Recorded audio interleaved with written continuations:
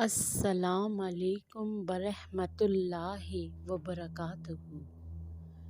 آپ صلی اللہ علیہ وآلہ وسلم کی ذات پر اور آپ کی آل اولاد پر لاکھوں کروڑوں اربوں خربوں درود و سلام۔ ناظرین، عقیدت اسلام چینل میں آپ کو خوش آمدید کہتے ہیں۔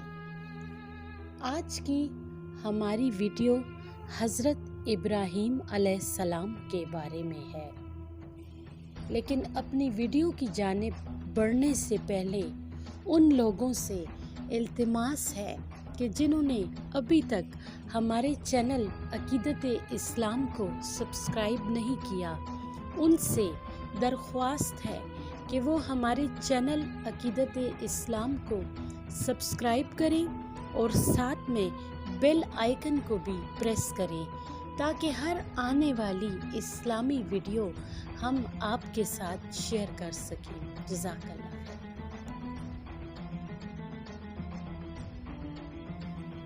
ناظرین، حضرت ابراہیم علیہ السلام اللہ تعالیٰ کے برگزیدہ نبی اور پیغمبر تھے۔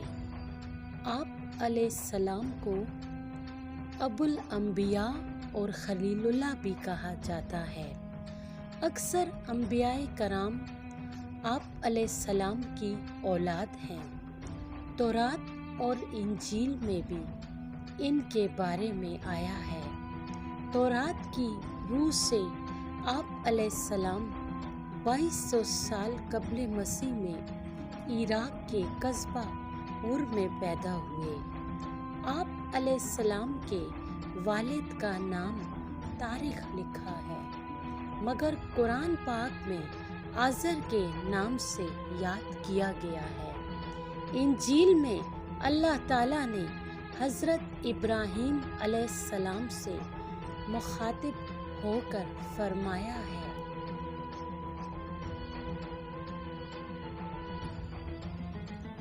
دیکھ، میرا عہد تیرے ساتھ ہے اور تو بہت قوموں کا باپ ہوگا، اور تیرا نام ابرام نہیں بلکہ ابراہیم ہوگا، کیونکہ میں نے تجھے قوموں کا باپ بنایا ہے۔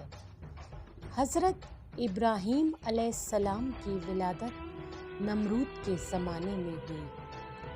آپ علیہ السلام کے والد آزر بت تراش اور بت فروش تھے، مگر حضرت ابراہیم علیہ السلام بت پرستی کے خلاف تھے۔ نمرود کو اس بات کی خبر ملی تو اپنے سامنے بلایا۔ آپ علیہ السلام نے اسے سجدہ نہ کیا۔ پوچھنے پر بتایا کہ میں اپنے پروردگار کے سوا کسی دوسرے کو سجدہ نہیں کرتا۔ نمرود نے پوچھا، تیرا پروردگار کون ہے؟ آپ علیہ السلام نے فرمایا، میرا خدا وہ ہے جو مردے کو جان بخشتا ہے اور زندوں کو بے جان کرتا ہے اور مشرق سے آفتاب نکالتا ہے۔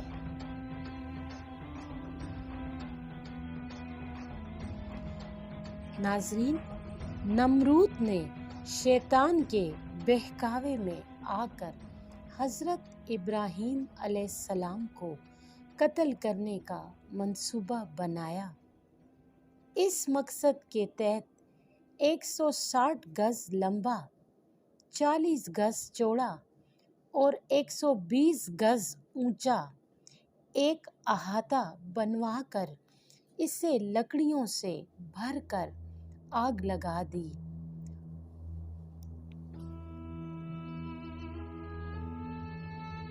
ناظرین، آپ علیہ السلام کو ایک منجنیق کے ذریعے آگ کے الاؤ میں پھینکوا دیا، مگر اللہ تعالیٰ کے حکم سے آگ آپ علیہ السلام پر سلامتی والی بن گئی اور گلے گلزار میں تبدیل ہو گئی۔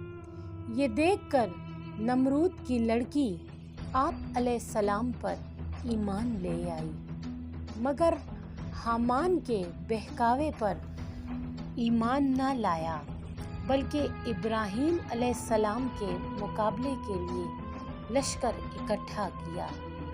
آپ علیہ السلام نے دعا کی اور اللہ نے مچھروں کا لشکر بھیجا جس نے نمرود کے سپاہیوں کا گوشت پوشت تک کھا لیا، یہاں تک کہ ایک مچھر نمرود کے دماغ میں جا بیٹھا۔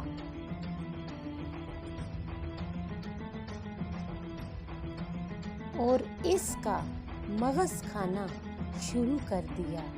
اس کی حرکت سے اسے تکلیف ہوتی، لیکن جب کوئی چیز سر پر مارتے تو آرام محسوس کرتا۔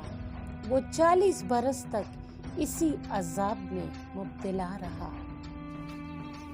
ناظرین، حضرت ابراہیم علیہ السلام اپنی بیوی سارہ کے ہمراہ مصر پہنچے۔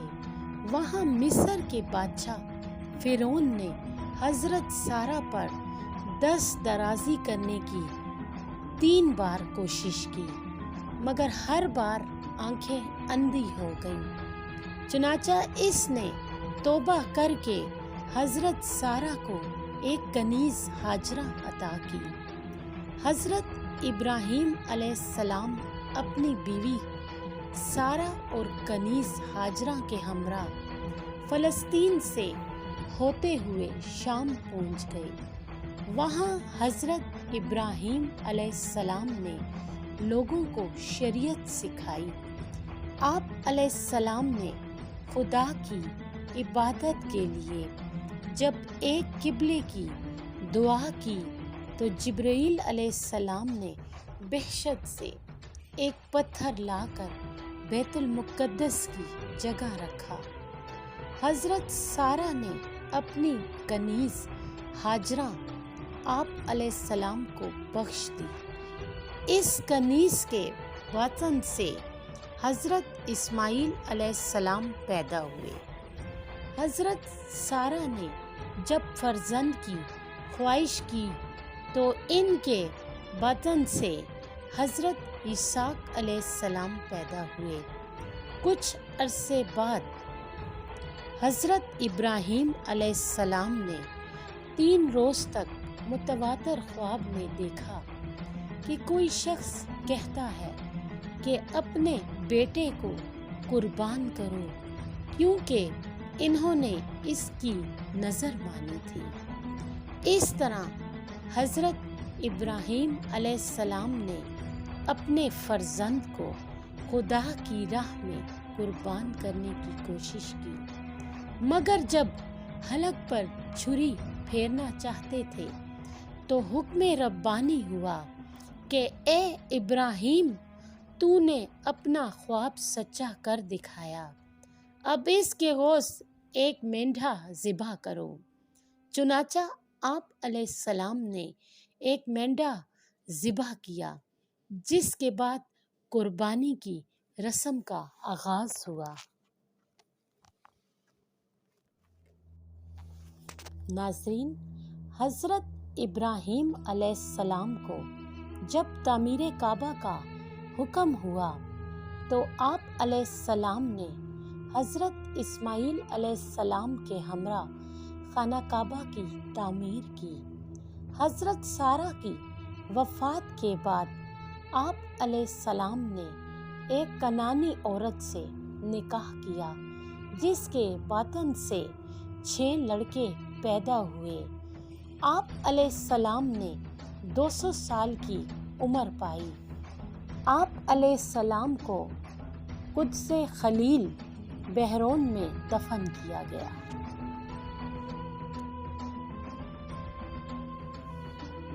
ناظرین، اب ہم آپ کے ساتھ حضرت ابراہیم علیہ السلام کا اعلان توحید شیئر کریں گے۔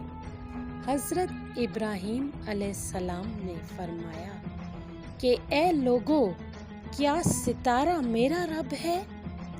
پھر جب وہ ستارہ ڈوب گیا تو آپ نے فرمایا کہ ڈوب جانے والوں سے میں محبت نہیں رکھتا۔ پھر اس کے بعد جب چمکتا چاند نکلا تو آپ نے فرمایا کیا یہ میرا رب ہے؟ پھر جب وہ بھی غروب ہو گیا تو آپ علیہ السلام نے فرمایا کہ اگر میرا رب مجھے ہدایت نہ فرماتا تو میں بھی انہی گمراہوں میں سے ہوتا۔ پھر جب چمکتے دمکتے سورج کو دیکھا تو آپ علیہ السلام نے فرمایا کہ یہ ان سب سے بڑا ہے، کیا یہ میرا رب ہے؟ پھر جب یہ بھی غروب ہو گیا تو آپ علیہ السلام نے فرمایا کہ اے میری قوم، میں ان تمام چیزوں سے بیزار ہوں جن کو تم لوگ خدا کا شریک ٹھہراتے ہو، اور میں نے اپنی ہستی کو اس ذات کی طرف متوجہ کر لیا ہے جس نے آسمانوں اور زمینوں کو پیدا فرمایا ہے۔ بس میں صرف اسی ایک ذات کا عابد اور پجاری بن گیا ہوں، اور میں شرک کرنے والوں میں سے نہیں ہوں۔ پھر ان کی قوم ان سے جھگڑا کرنے لگی تو آپ علیہ السلام نے فرمایا کہ تم لوگ مجھ سے خدا کے بارے میں جھگڑتے ہو۔ اس خدا نے مجھے ہدایت دی ہے اور میں تمہارے جھوٹے معبودوں سے بالکل نہیں ڈرتا۔ سن لو، بغیر میرے رب کے حکم کے تم لوگ اور تمہارے دیوتا میرا کچھ بھی بگاڑ نہیں سکتے۔ میرا رب ہر چیز کو جانتا ہے۔ کیا تم لوگ میری نصیحت کو نہیں مانو گے؟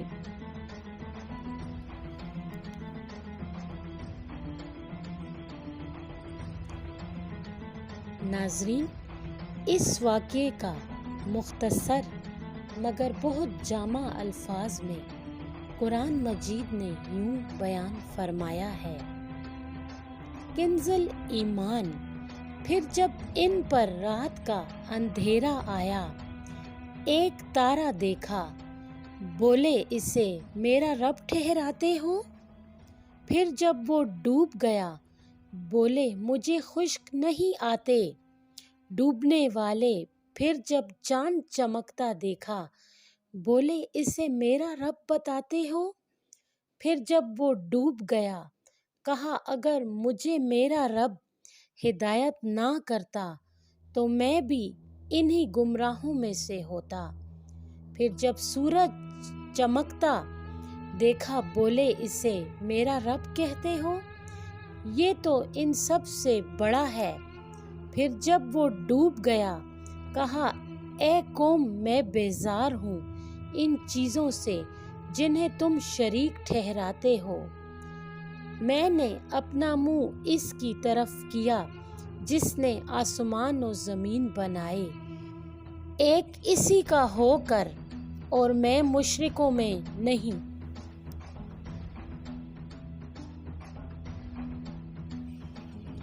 ناظرین، حضرت ابراہیم علیہ السلام اللہ تعالیٰ کے انتہائی فرما بردار بندوں اور جلیل القدر انبیاء میں سے تھے۔ مشکل سے مشکل حالات میں بھی وہ حق اور صرف ایک اللہ کی عبادت اور اطاعت پر قائم رہے۔ حضرت ابراہیم علیہ السلام کو اللہ تعالیٰ نے ایسا دل اور ذہن عطا کیا تھا کہ وہ سچائی کے سوا کسی شے کو قبول نہ کرتے۔